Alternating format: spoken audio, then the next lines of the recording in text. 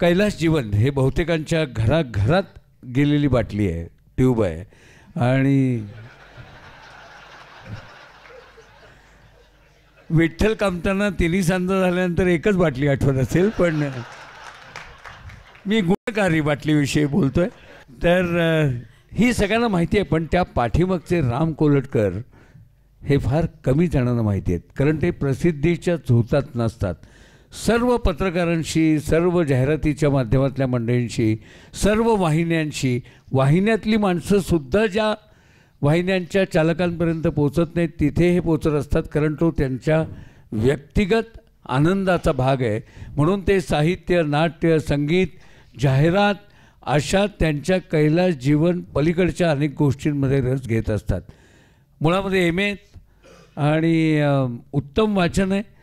पु ल देशपांड्यांचे खास पुण्यातले दोस्त म्हणता येईल असे, म्हणजे छोटे दोस्त म्हणता येईल असे हे राम कोलटकर आहेत. त्यानं मी थेट प्रश्नाकडे येतो. ती गोष्ट म्हणजे कीर्तनकार कोल्हटकरांचं घराणं आहे यांचं. तर अशा कीर्तनकार घराण्यामध्ये हे औषध उत्पादन करण्याची ही संकल्पना कशातनं आणि कोणी आणली आणि कशा पद्धतीने साकारली गेली? माझे वडील राष्ट्रीय कीर्तनकार वासुदेव शिवराम कोल्हटकर हे नेहमीप्रमाणेच आम्ही सगळे कोकणातलेच, आंजरल्याचे. तिथून ते त्यांना राष्ट्रभक्ती, एज्युकेशन ह्या विषयात त्या काळी, म्हणजे त्यांचा जन्म 1906 सालचा, ते 17व्या वर्षी गोव्यामध्ये मुलांना शिक्षणासाठी म्हणून तिथे एक त्यांनी शाळा काढली. आंबेगाव, वाळपई, आंबेडं, धावं, बांबर ही वाळपईच्या आतमध्ये असलेल्या गावातल्या एका नगरगाव म्हणून गावात त्यांनी ती शाळा सुरू केली. आणि ती शाळा आजही तिथे चालू आहे. तिथून ते शाळेचं काम संपलं असं त्यांना वाटलं की आपण शाळा सुरू केली महादेव शास्त्री जोशींबरोबर. आणि मग तिथून ते सांगलीला आले. तिथं त्यांनी संस्कृत अध्ययन केलं आणि त्यांच्या डोक्यात बहुधा कल्पना असावी स्वतःच्या की आपण राष्ट्रकार्यामध्ये कीर्तन ह्या व्यवसायातून राष्ट्रकार्य करायचं. म्हणून ते साधारण 21 किंवा 25 या काळाच्या वयाच्या दरम्यान पुण्यात आले आणि त्यांनी सुरुवातीला खुन्या मुरलीधर मंदिरामध्ये 50 वर्ष कीर्तनं ते करत राहिले.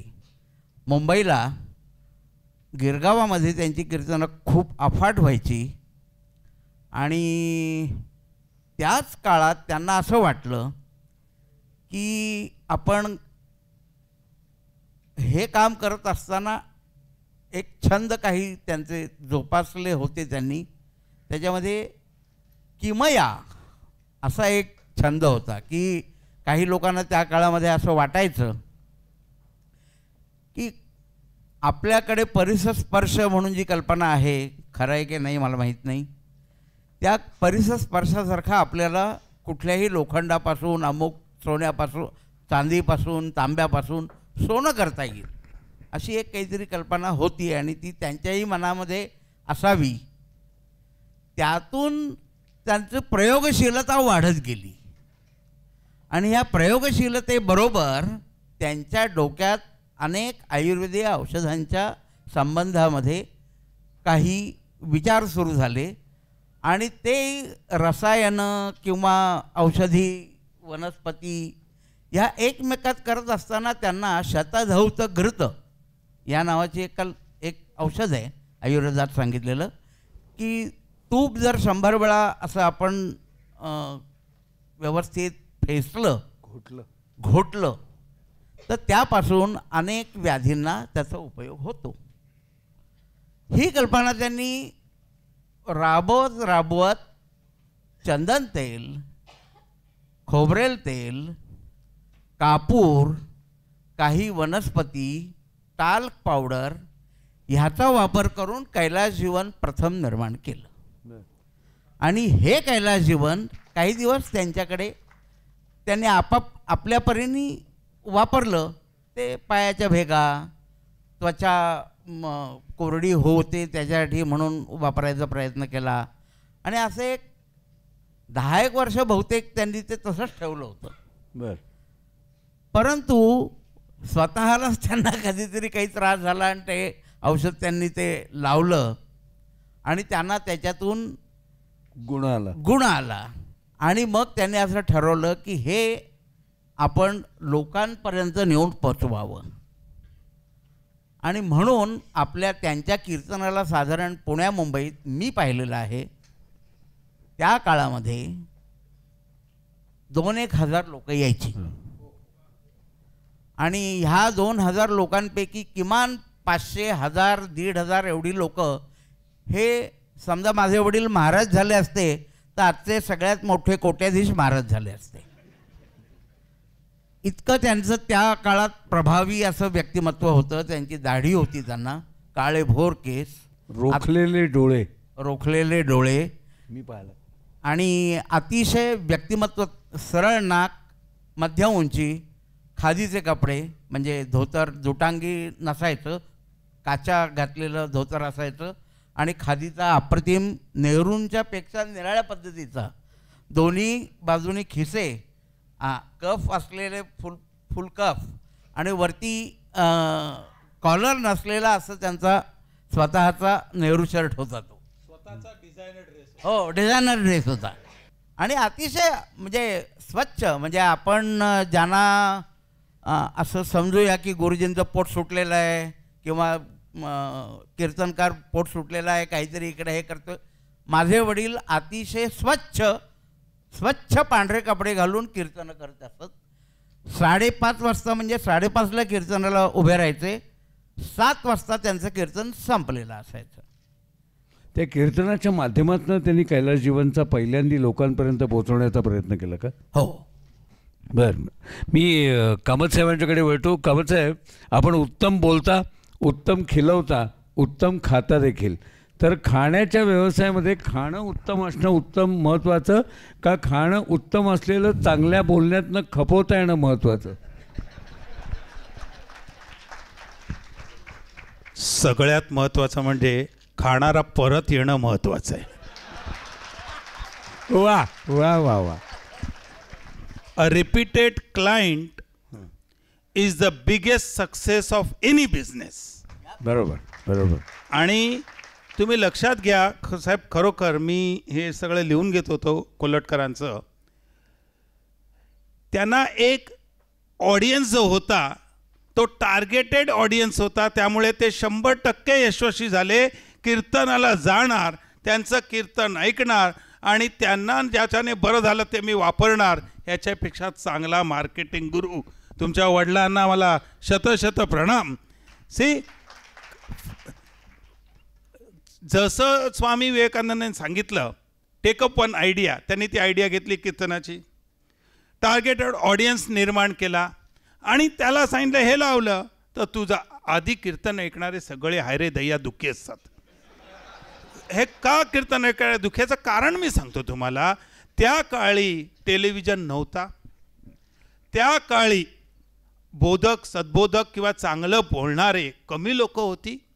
दुसरं, कीर्तन ऐकण्यासाठी फॅमिलीतले ज्येष्ठ लोक किंवा विधवा बाई किंवा बिचारी एकटी आहे किंवा मुलं कुठे बाहेर गेले आहेत, त्यांना त्यावेळी सन्मार्गाला लागावं, चांगलं काही ऐकावं, त्यापासून काही प्रेरणा घ्यावी, याच्यासाठी लोक कीर्तनाला जात होते आणि कीर्तनापासून बोध घ्यायचे आणि बोध घेता घेता मलम घेऊन घरी यायचे. तुम्हालाच पुढचा प्रश्न विचारतोय की बहुतांशी आपला जो खाण्याच्या हॉटेलिंगचा जो व्यवसाय, याच्यामध्ये मंडळी वेटरपासून उमेदवारी करत करत वर जात असतात. इडली ऑर्किड आणि मी आमच्यापैकी बहुतेकांनी वाचलेलं असेल तरी देखील मी नव्यांसाठी म्हणून विचारतो की तुम्हाला अशी काही उमेदवारी वडिलांचं स्वतःचं हॉटेल असताना सुद्धा करावी लागली का? हो, मी जगभर वेटरचं आधी काम केलं आणि माझा एक वेटरचा अनुभव आज तुम्हाला सांगतो. मी अमेरिकेत इल्लिगल वेटरला कामाला होतो, कारण मला अमेरिकेवरनं आणि 3-4 वेगवेगळे युनायटेड स्टेट्स ऑफ अमेरिका त्यातल्या काही स्टेट्स बघितले आणि काही जर वेगळे तर ते येलोस्टोन पार्कसारखा पार्क जगात कुठेच नाही आहे. युनायटेड स्टेटमध्ये जसं आपल्याकडे जेवणात विविधता आहे तशी अमेरिकेत प्रत्येक स्टेट्समध्ये विविधता आहे. युताह या प्रांतामध्ये जर तुमच्या हातात इवन एम्प्टी अमेरिकेत बिअरचा डबा असेल तर यू कॅन बी अरेस्टेड. त्याच दुसऱ्या प्रांतामध्ये गाडी डिकीमध्ये काही गोष्टी असेल तर चालेल, पण डिकीत नसताना तुमच्या गाडीमध्ये चालवत असेल आणि त्यात एम्प्टी नाही भरलेली कुठलीही बाटली सापडली तरी तुम्हाला जेल आहे. प्रत्येक प्रांताचे नियम वेगळे आणि तसा प्रांत वेगळा. आणि मी अमेरिकेला फक्त 250 का 250 वेळा गेलो आहे. आणि पहिल्या वेळी मी इलिगल काम करत होतो आणि मी ज्या व्यक्तीसाठी काम करत होतो तिथे त्या माणसाला फार बिचारा थकला होता की काय करणार. मग मी त्याला इडली काही गोष्टी पॅटीस आणि त्याला नॉनव्हेज पॅटीस बनवून दिलं. आणि तिथे कोलमी फार स्वस्त मिळत होती.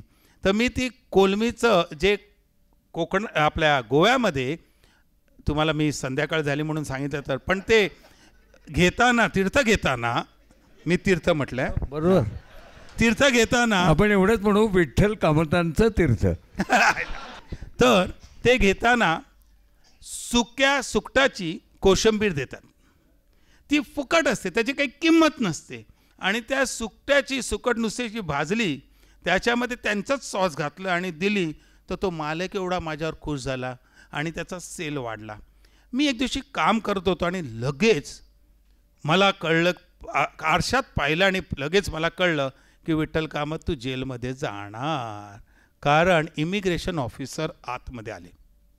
प्रेझेन्स ऑफ माइंडसारखं जगात कुठलाही सुटका नाही. म्हणजे ते साधन असेल तर प्रेझेन्स ऑफ माइंड. तर माझ्या शेजारी जो काम करतो मेक्सिकन त्याला पकडलं, किचनमध्ये 4 लोकांना पकडलं आणि ते रेस्टॉरंटमध्ये आल्यावरती मी मुंबई पुण्याची माणसं प्रसंगावादन त्यांना माहिती आहे. मी मटकन बसलोच. जो कस्टमर माझ्यासमोर खात होता त्याच्यासमोर पांढऱ्या कपड्यात बसलो आणि त्याची प्लेट माझ्याकडे ठेवली, त्याची त्याच्याकडे ठेवली आणि नुसता असा चमचा असा बघतोय, धाड धाड धाड छाती भाजते. त्याने म्हटलं यस व्हॉट हॅपन. म्हटलं sir please help me, I am not suppose to work. तर तो म्हणाला don't worry, I was also like that 20 years back. आणि मी त्याच्याशी बोलायला लागलो. मेक्सिकनचे 5 लोक धरले, बाकी 1 इलिगल धरला. तर एक मेक्सिकन त्या इमिग्रेशन ऑफिसरला बोट दाखवून सांगत होता की तो पण आमच्यातलाच आहे. तर मी ह्या माणसाला म्हटलं आपण दोघे, मी हात वरती करतो तू पण हात वरती कर. तो म्हणाला काय होईल. म्हटलं काय होईल बघू. मग ह्या माणसाने त्याला बाय बाय असं केलं आणि मी पण बाय बाय केलं. तर तो ऑफिसर म्हणाला यू ब्लडी इलिगल इमिग्रंट गो. पण मी पण होतो इलिगल ते त्याला माहिती नव्हतं. त्यामुळे जसं आपण वेटरचं काम मी केलं, दुसरं तेच करताना त्या दुकानापासून मी पैसे कमवले. आणि एक दिवशी एक लहानसं झुरळ जेवणात आलं आणि एक कस्टमर म्हणाला की I am going to sue and going to close down this restaurant. आता ज्याचं अन्न खाल्लं, ज्याचं सगळं काय केलं, ज्याच्यामुळे मला तिथे काम मिळालं, त्या मी म्हटलं sir this is not a cockroach आणि लगेच खाऊन टाकला.